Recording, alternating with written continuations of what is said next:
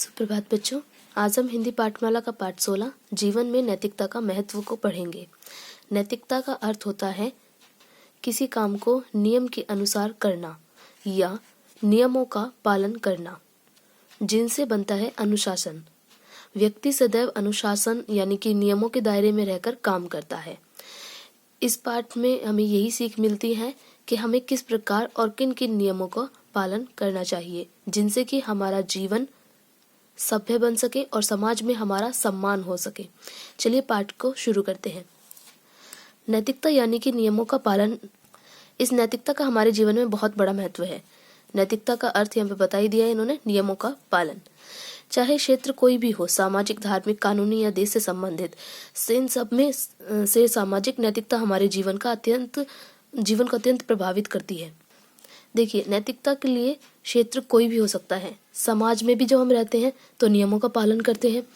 धर्म संबंधी, जैसे हम मंदिर में जाते हैं या घर में भी पूजा पाठ करते हैं तो हमेशा हम नियमों का पालन करते हैं। कानून संबंधी या देश संबंधी भी नियम होते हैं जिनका हम पालन करते हैं। सबसे महत्वपूर्ण होता है सामाजिक नैतिकता, जो कि हमारे जीवन को सबसे ज्यादा प्रभावित यानी असर डालती है। हमारे जीवन को सबसे ज्यादा प्रभावित करती है, हमारे जीवन पे सबसे ज्यादा असर डालती है। मनुष्य एक सामाजिक प्राणी है और समाज में ही रहता है। हम स्वयं को समाज से कदापि अलग नहीं कर सकते। कदापि यानी कि कभी भी। मनुष्य जो है वो सामाजिक प्राणी है, क्योंकि हम समाज के अंदर ही रहते हैं और समाज से हम अलग रह के हम कभी भी अलग नहीं कर सकते स्वयं को। यदि गहराई से देखा जाए तो यह बात समझ में आती है कि किसी भी व्यक्ति के लिए नियमों का पालन करना अति आवश्यक है। आवश्यक यानी जरूरी। कोई भी व्यक्ति अगर वो समाज में रह रहा है तो समाज में रहते हुए सामाजिक नैतिकता यानी समाज के जो नियम है उनको पालन जरूर करेगा। यदि आप समाज में है तो आसपास वालों का, साथ रहने वालों का, परिवारजनों का ध्यान आपको रखना ही पड़ेगा। हमें साथ में रहने वाले जो लोग हैं वो हमारे समाज में, हमारे पास में आसपास रहने वाले, हमारे समाज में रहने वाले, हमारे परिवार के जो लोग हैं उन सबका हमें ध्यान रखना ही पड़ता है। आप किसी भी सभा में बैठे भाषण सुन रहे हैं और आपको नींद आ रही है तो क्या आप सो सकते हैं? नहीं। यही एक नियम है, ठीक है। ये हमारी नैतिकता है कि यदि कहीं भाषण चल रहा है और हमें नींद आ रही है तो भी हम उस भाषण को अच्छे से सुनेंगे, हम वहां पे नहीं सोएंगे।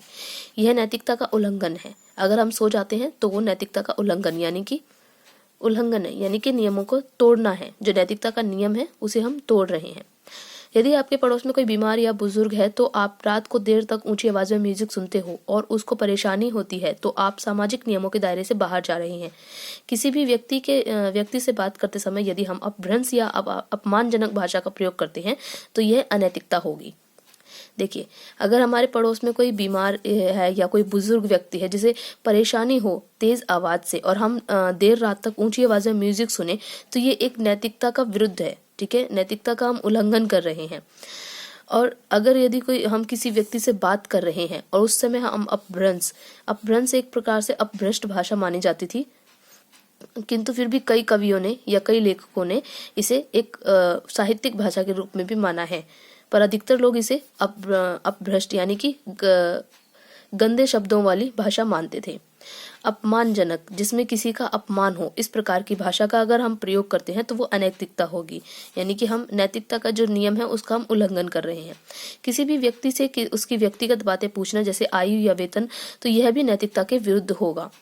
किसी भी व्यक्ति से, जैसे कोई भी व्यक्ति है, उसकी व्यक्तिगत यानी उसकी निजी बातें, उसकी स्वयं की बातें जो कि वो दूसरों को नहीं बताना चाहता, जैसे कि उसकी आयु, उसका वेतन यानी कि तनख्वाह, ये चीजें अगर वो नहीं बताना चाहता है, ये उसकी अपनी निजी बातें हैं, ये बातें उनसे पूछना भी नैतिकता के विरुद्ध है। किसी की दुखती रग को छेड़ना भी कोई अच्छी बात नहीं है। इससे व्यक्ति को और अधिक दुखी हो जाता है, पर अपनी लाचारी हमारे समक्ष प्रकट नहीं करता। कई बार ऐसा होता है, लाचारी यानी कि मजबूरी। कई बार ऐसा होता है कि कोई व्यक्ति किसी बात से परेशान है या कोई मजबूरी है उसके पास, पर लेकिन वो हमारे समक्ष उस बात को प्रकट नहीं करना चाहता, ठीक है, और हम उसकी उस बात को छेड़ के समाज के सामने ले आए तो ये नैतिकता के विरुद्ध है। एक सज्जन व्यक्ति को ऐसी बातें शोभा नहीं देती। अगर कोई व्यक्ति सज्जन है या फिर नैतिक नियमों का पालन करने वाला है, सम्मानित व्यक्ति है, तो उस व्यक्ति को इस प्रकार की बातें शोभा नहीं देती। माता पिता तथा बड़ों का आदर करना, उनसे ऊंची आवाज में न बोलना भी एक प्रकार की नैतिकता है, ठीक है। ये भी एक प्रकार की सामाजिक नैतिकता है कि हम अपने माता पिता का आदर करें, उनसे ऊंची आवाज में न बोले। छोटों के प्रति स्नेह रखना, उनसे प्यार से बात करना, उनकी बातों को धैर्य पूर्वक सुनना, ये सभी सामाजिक नियमों का पालन है। ठीक है, छोटों से प्यार करना, उनकी बातों का ध्यान से सुनना, ये सब भी क्या है, सामाजिक नियमों का पालन करना ही है। यदि आप कहीं सार्वजनिक वाहन में यात्रा कर रहे हैं, जैसे बस, मेट्रो, रेल इत्यादि, ऐसे में आपको इस बात का विशेष ध्यान रखना चाहिए कि यदि आप कोई वरिष्ठ व्यक्ति या दिव्यांग खड़े हैं तो हमें उन्हें बैठने के लिए जगह देनी चाहिए। महिलाओं के प्रति सम्मान तथा आदर रखना चाहिए। ये भी एक देखो, जो सार्वजनिक वाहन होते हैं ये भी हमारे समाज से जुड़े हुए होते हैं, क्योंकि ये सामाजिक वाहन है एक तरह से।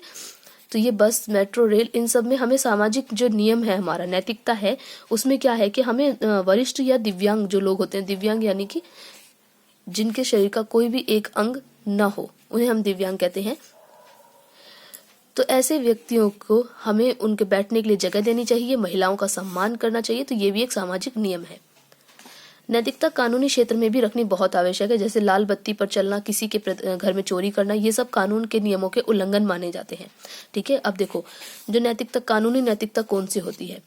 लाल बत्ती पर चलना, जैसे रेड, हम कहते हैं कि रेड लाइट हो गई है तो हमें वहां पे रुक जाना चाहिए, हमारे वाहन को वहीं रोक लेना चाहिए, पर लेकिन कुछ लोग उसको तोड़ देते हैं, कहते हैं रेड लाइट तोड़ के चले गए, तो वही होता है लाल बत्ती पर चलना। ठीक है, किसी के घर में चोरी करना, घर में ही क्या, कहीं पे भी चोरी करना, ये सब क्या है, कानूनी जो नियम होते हैं उनका उल्लंघन माना जाता है। बिना आज्ञा किसी सरकारी कामकाज में फेरबदल करना भी कानून के विरुद्ध यानी खिलाफ है। ठीक है, जिसे हम इंग्लिश में अगेंस्ट बोलते हैं। तो ये किसी बिना आज्ञा के हम जो सरकारी कामकाज में फेरबदल कर देते हैं तो वो भी एक कानून के विरुद्ध होता है। सामाजिक तथा कानूनी नियमों के अतिरिक्त धार्मिक नियम भी होते हैं। अब देखिए, धार्मिक नियमों के बारे में बता रहे हैं। इनका पालन ना तो किसी डर से, ना किसी सजा से बचने के लिए करते हैं। जो भी होते हैं सामाजिक नियम जो होते हैं वो हम एक डर से करते हैं, क्योंकि अगर हम सामाजिक नियमों का उल्लंघन करेंगे तो एक तरीके से वो कानूनी नियमों का भी उल्लंघन माना जाएगा और हमें उसके लिए सजा मिलेगी। तो जो धार्मिक नियम होते हैं इनको ना तो हम सजा से बचने के लिए करते हैं और ना ही किसी और के डर से कि भाई हमारे जैसे कि सामाजिक नियम होते हैं तो उसमें वरिष्ठ लोग होते हैं या दूसरे व्यक्ति होते हैं, वो हमें बोल सकते हैं, हमें भला बुरा बोल सकते हैं। हम इस बात से हम उनके मार भी सकते हैं। जो पब्लिक होती है, जो लोग होते हैं, वो इकट्ठे होकर मारते भी हैं जो नियम के विरुद्ध जाता है। तो इसलिए हाँ, ना तो हम किसी के डर से करते हैं और ना ही हम किसी सजा से बचने के लिए करते हैं। कौन से नियम? धार्मिक नियमों को। किंतु हम इन्हें किस लिए करते हैं? इन नियमों का बल्कि इन नियमों को मानने का कारण ईश्वर में आस्था तथा धार्मिक विचारों का होना माना जाता है। हम ईश्वर में आस्था रखते हैं, ठीक है, और हमारे मन में धार्मिक विचार होते हैं, इसलिए हम इन नियमों का पालन करते हैं। यदि आप मंदिर में जाते हैं तो जूते उतार कर क्यों जाते हैं? ये एक नियम है और इस नियम को हम बिना किसी के कहे या वैसे हम मानते हैं, क्योंकि हमारा ईश्वर में आस्था होती है, हम धार्मिक विचारों को मानते हैं। आपको इसके लिए कहना नहीं पड़ता। आप प्रसाद को आदर से ग्रहण यानी कि लेना, यानी कि प्राप्त करना, ठीक है, हम आदर से ग्रहण करते हैं। मंदिर में घंटी बजाते हैं, घर में पूजा, हवन, जागरण, कीर्तन इत्यादि करवाते हैं, दान पुण्य करते हैं। इन सबको करने का एक ही कारण है, धार्मिक नैतिकता या धर्म से जुड़े हुए नियमों का पालन करना। एक ऐसा व्यक्ति जो शिष्टाचार का पालन करता है और नियमों के दायरे में रहकर काम करता है, सब उसका सम्मान करते हैं। देखिए, जो व्यक्ति शिष्टाचार का पालन करता है, नियमों के दायरे में रहता है, और ऐसे व्यक्ति का क्या है, सब लोग सम्मान करते हैं, सबका प्रिय बन जाता है, वह सबका प्रिय बन जाता है। ठीक है, एक अच्छा और सभ्य व्यवहार मनुष्य को उस सबकी नजरों में ऊपर चढ़ा देता है। एक अच्छा और सभ्य व्यवहार यानी हम जितने भी नैतिकता नियम हैं, हम सभी नैतिकता नियमों का पालन करें और उनके दायरे में रहकर हम व्यवहार करें, तो वह मनुष्य जो मनुष्य इन सब चीजों नियमों का पालन करता है, वह सबकी नजरों में यानी पूरे समाज की नजरों में ऊपर चढ़ जाता है, यानी कि वो सम्मानित व्यक्ति माना जाता है, सभ्य व्यक्ति माना जाता है। इसके विपरीत असभ्यता मनुष्य को अवनति और पतन की ओर ले जाती है, इसलिए जीवन में नैतिकता का होना अति आवश्यक है। अब देखो, सभ्य मनुष्य के विपरीत जो असभ्य होगा, जो नियम नैतिकता नियमों का पालन नहीं करेगा, वह मनुष्य अवनति यानी कि जैसे उन्नति का विलोम शब्द है, उन्नति मतलब ऊपर जाना, अवनति मतलब नीचे गिरना। ठीक है, तो ये नीचे की तरफ चला जाता है, उसका पतन होता है, पतन भी वही शब्द है, उसका वही अर्थ है, उसका नीचे की तरफ चला जाना, ठीक है, की ओर ले जाते हैं। इसलिए जीवन में नैतिकता का होना अति आवश्यक है। ठीक है, जीवन में नैतिकता का होना बहुत ही जरूरी है अगर आप समाज में सभ्य मनुष्य और सम्मानित व्यक्ति के रूप में जीवन जीना चाहते हैं। तो बच्चों, ये पाठ मैंने आपको पूरा करा दिया है और आशा करती हूँ आपको अच्छे से समझ भी आ गया होगा और आप भी अपने जीवन में नैतिकता के महत्व को समझें और नैतिकता नियमों का पालन करें। अगर आपको इस पाठ के अभ्यास करने में कोई कठिनाई या परेशानी है तो मुझे व्हाट्सएप पे मैसेज करके पूछ सकते हैं।